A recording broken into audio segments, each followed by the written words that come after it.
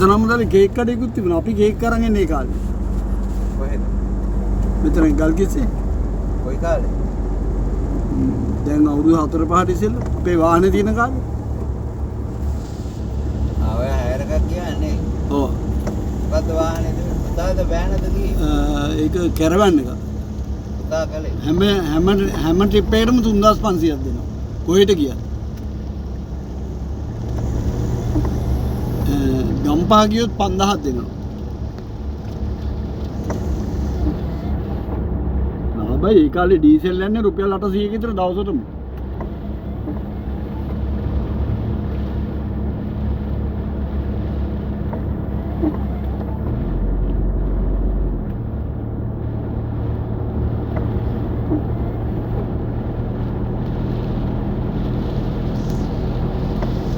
එමිනියක තනියෙන් කවුරුවක්